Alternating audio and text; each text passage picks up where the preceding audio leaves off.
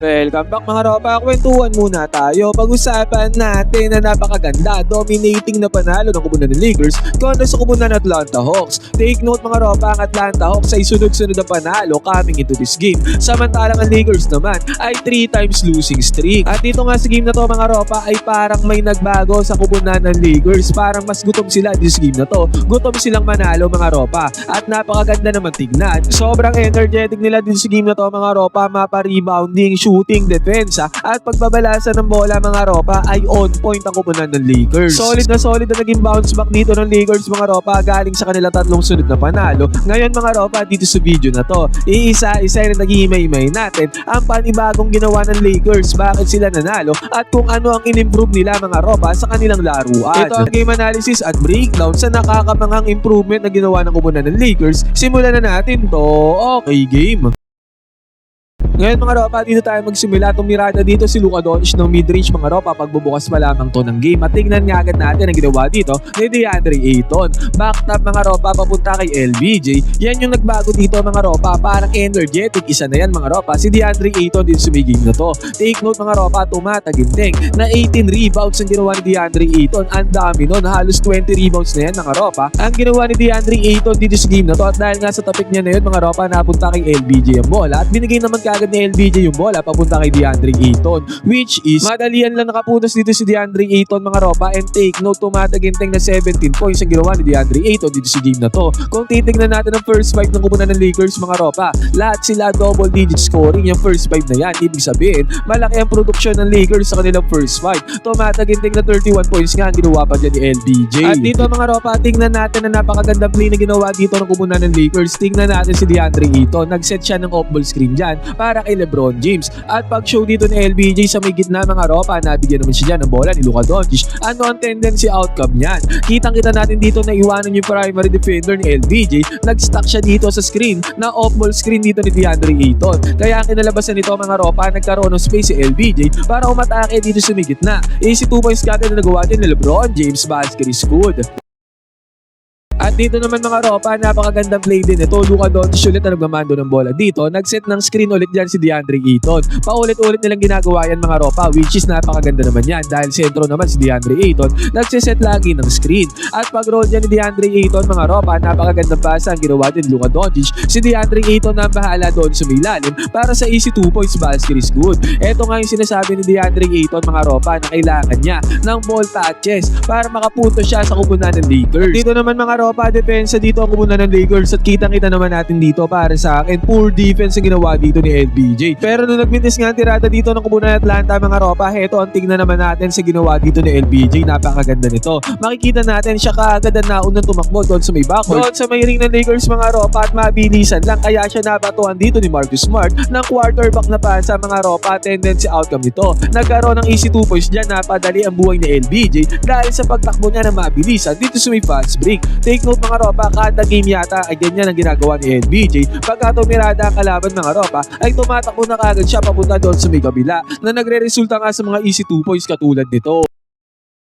At dito naman mga ropa, Luka Doncic naghahawak ng bola, pumoposes siya dito. Yan naman talaga ang galawan din ni Luka Doncic, yung mga post-up move na ganito. At tingnan natin ang depensa dyan ng kupunan ng Atlanta Hawks. Na-attract ni Luka Doncic yung mga defenders dyan, pati yung defender dito ni Jake LaRavia. At ang tendency outcome niya na open si Jake LaRavia dito sa may 3-point area. Pinasaan siya dyan ni Luka Doncic mga ropa. Pinukol naman ni Jake LaRavia 3-pointer dito, pumasok naman yan mga ropa. Ito ang isa sa main factor mga ropa kung bakit nanalo ang Lakers dito sa game na to. Dahil itong mga open 3-pointers na katulad nito ay napapasok ng kupunan ng Lakers. Usually kasi mga ropa sa mga past games sa kupunan ng Lakers, yung mga open 3-pointers na yan ay minimente si Jake LaRavia, Marcus Smart mga ropa, Jared Vanderbilt, yung mga ibang players mga ropa. Pero dito nga sa game na to, tumataginting na 19 out of 34 sa may 3-point area long range bomb ang kupunan ng Lakers. Tumataginting na 56% yon sa may 3-point area mga ropa. Napakataas nun. Kaya yan talaga naging isang factor kung bakit nanalo ng Lakers dito sa game na to.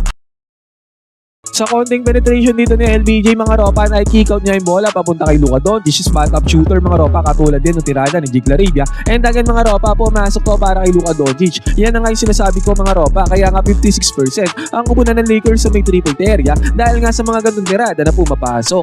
At sa pagkakataon na to mga ropa, si Marcus Smart naman ang nagmando ng bola. Magandang cut sa may baseline na ginawa niya ni Rui Hachimura mga ropa, kahit na may resistance doon sa may ilalim, mas nangibabaw naman dyan si Rui Hachimura. At dito naman mga ropa, wala namang play to dahil Luka Doncic naghahawak ng bola dito, isolation play lang at walang kabog-abog mga ropa. Pinukol kaagad ni Luka Doncic ang tirada dito at pumasok naman yan. Hindi naman napahiya dyan si Luka Doncic. And take note mga ropa, tumataginting na 5 3-pointers na napasok ni Luka Doncic dito sa game na to. Napakataas ng mga ropa. Sa mga past games sa niya, mababa ang percentage ni Luka Doncic pagdating sa may 3-point area. Buti ngayon mga ropa, dito sa game na to ay nag-improve talaga ang kanilang mga 3-point shooting.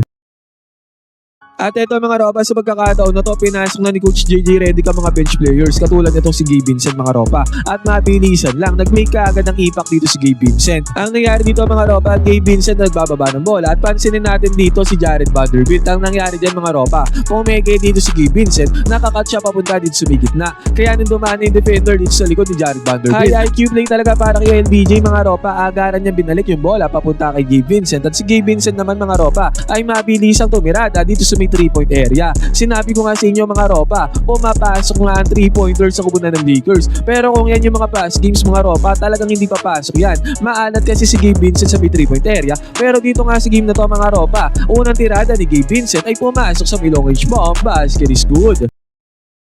At dito mga ropa, magandang play ulit ang sinetup dito ng kupunan ng Lakers, pero this time mga ropa, courtesy of LBJ, siya nagmamanda ng bola dyan. At ang nangyari dito mga ropa, pagkabigay dito ni LBJ ng bola kay Rui Hachimura, parang hand of play nga to mga ropa, pero hindi. Nagset ng screen dyan ito si LBJ at ginamit naman ni Rui Hachimura mga ropa, at ang resulta nito, enough space, enough separation, ang mayroon si Rui dito sa may perimeter mga ropa. Pumasok kaagad ang tirada dito ni Rui sa may perimeter. Sure ball naman talaga yan mga ropa kahit bago ma-injury. Basket is good. At dito sa may open lane mga ropa, LBJ ulit ang mayako ng bola dito dahil nakaupo nga dyan si Luka Doncic at mabilisan lang. Delikado dito pagka si LBJ na gumando ng bola sa may open lane. Ang gandang pasang ginawa niya papunta kay Jared Vanderbilt na nagresulta naman sa easy 2 points mga ropa. Pagka gantong open lane, pwede nang idiretso yan ni LBJ mga ropa, pero pag may teammate siya nakasama katulad nga nito, easy 2 points talaga ang kinakalabasan niyan galing sa magagandang pasan ni LeBron James. At dito naman mga ropa, again, LBJ ulit ang gumando ng bola dito dahil wala nga si Luka Doncic. Ang nangyari naman dito mga ropa, tingnan ulit natin ang off-ball screen na sinet dito ni Jared Vanderbilt. Biyasang-biyasa talaga si Jared Vanderbilt mga ropa sa mga off-ball screen na katulad nito. At pag-show dyan ni Gabe Vincent mga ropa, dito sa may top of the key 3-pointer, binigay kaagad ni LBJ yung bola. Konting space, konting separation lang ang kinailangan dito ni Gabe Vincent para pumukol ng 3-pointer mga ropa, at ang pangalawang 3-pointer ni Gabe Vincent ay nakuha niya sa pagkakataon na to. Buti na lang talaga mga ropa, mainit talaga ang Lakers pagdating sa may 3-point area. Basket is good. Senaryo naman na to mga ropa, ang nangyari dito, di ko alam kung bakit si Clint Capela ang pinapatao ng kubunan ng Atlanta Hawks against kay LBJ. At ang nangyari nga dito mga ropa, dahil mismatch yan, madali lang naiwanan dito ni LBJ yung defender mga ropa. Easy 2 points na nagawa dito ni LeBron James. At dito mga ropa, hindi pa natatapos dyan si Gabe Vincent sa kanyang flamethrower. Ang nangyari naman dito, nag-set ulit ng screen dito si LBJ. Kahit hindi siya mayawak ng bola mga ropa, nakakapag-set siya ng mga plays katulad nga nito. Ginamit naman niya ni Gabe Vincent mga ropa, at again, konting space, konting separation lang ang kailangan ni Gabe Vincent. Nakuha niya na kaagad ang kanyang pangatlong 3-pointer. Dito sa game na to mga ropa, mainit nga si Gabe Vincent. Basket is good. At nung binalik naman si Luka Doncic dito, syempre siya nang nagmamando ng bola dito. Props naman dito kay Jake Larivia mga ropa dito sa game na to, dahil napakaganda ng larong nilaro niya dito mga ropa. Ang gandang cut papunta doon sa may baseline mga ropa, tendency out team nito. Magandang basa ni Luka Doncic, easy 2 points kaagad na nagawa dyan ni Jake Larivia. At dito naman dito ako nalupitan kay Marcus Smart, 3 possession siya ata to na magkakasunod. Gigil na gigil si Marcus Smart mga ropa. Umaatake siya dyan kahit mag-isa mga ropa. Kahit na mag-isa mga ropa at ang daming defenders sa kupunan ng Atlanta Hawks dyan mga ropa, ay talagang umaatake si Marcus Smart at nakakabingwit nga siya dyan ng fouls mga ropa, kaya nagkakaroon siya ng free throws. Sunod-sunod nga yan mga ropa, ito kitang-kita natin dito, umatake ulit siya dyan mga ropa mag-isa, pero this time pumasok ang tirada dito ni Marcus Smart. At sa pagkakataon na to mga ropa, pangatlong beses nga umatake ulit dyan si Marcus Smart mga ropa kahit na mag-isa siya. Para bang gigil na gigil dito si Marcus Smart, nakabingwit naman siya dyan ng foul mga ropa at nakapasok din ng mga free throws. Senaryo naman na to mga ropa, ito Luka Doncic siya nagmamando ng bola. Lagi nga nakaka-attract ng double teams. Itong si Luka Doncic mga ropa. At lagi naman niyang ginagawa ang right decision na lagi niyang pinapasa yung bola sa open na teammate. At sa pagkakataon na to mga ropa, si Jake LaRavia ang open na teammate. At dito nga pumapasok mga ropa, open na ang tirada. Pero minimintis pa ng Lakers sa kanilang mga pass games mga ropa. Pero ibahin nyo dito sa game na to dahil itong 3-pointer na open kay Jake LaRavia ay pangalawang beses na to mga ropa na ipasok ni Jake LaRavia. Basket is good. At dito mga ropa, wala nga play ulit to basta si Luka Doncic mga ropa ang umatake sa may isolation, harap-harapan lang. Pinukulan niya ng 3-pointer dito ang kalaban mga ropa, pumasok naman yan para kay Luka Doncic. At nung nabigyan siya ng bola, dito sa may right wing 3-pointer mga ropa, ang layo niyan pero still, naipasok pa rin niya ni Luka Doncic. Ito nga yung senaryo mga ropa na kung saan, tatlong sunod na 3-pointers na naipasok dito ni Luka Doncic. At hindi pa nga siya nagpaawat yan mga ropa. Again, another 3-pointer na naman ang napasok dito ni Luka Doncic. Basket is good. At dito naman mga ropa, again, Jake LaRavia nga, napakagandang laro ang ginagawa dito mga ropa. Ang nangyari dyan, umatake siya dito sa may right side baseline, pumasok agad na tirada dito ni Jake LaRavia. At after nyan mga ropa, pagka-kick out ng bola papunta kay Marcus Smart, dito sa may left side corner 3-pointer, grabe, pumapasok talaga ang mga tirada ng kupunan ng Lakers dito sa may 3-point area. Basket is good para kay Marcus Smart. After nito mga ropa, nung naswingan na mahirap na tirada dito itong si Jake LaRavia sa may 3-point area mga ropa, kahit na napakahirap na 3-pointer nyan, still, naipasok pa rin niya ni Jake LaRavia. Grabe nga, 17 points ang dinala ni Jake LaRavia dito sa game na to. At sobrang init nga ng Lakers pagdating sa may long range bomb.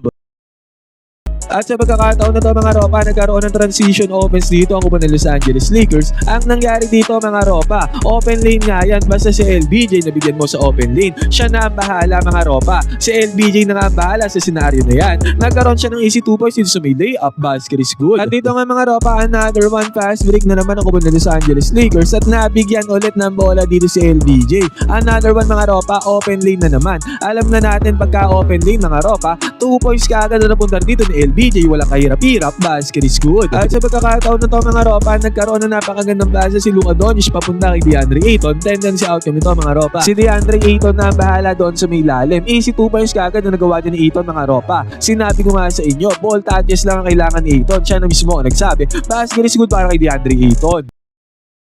Ngayon mga ropa, solid game nga para sa kupunan ng Lakers. Lahat ng starters sila mga ropa ay double digit sa scoring at notable performance para kay DeAndre Ayton dahil 18 rebounds ang kanya nagawa. At overall naman para sa kupunan ng Lakers, maganda ang 3-point shooting nila dito sa game na to. 56% nga mga ropa, ang taas nun. Ngayon ano masasabi nyo sa performance dito ng kupunan ng Lakers mga ropa? Sana magtuloy-tuloy na. Pwede kayo mag-comment dyan sa banyo opinion, magkwentuhan tayo.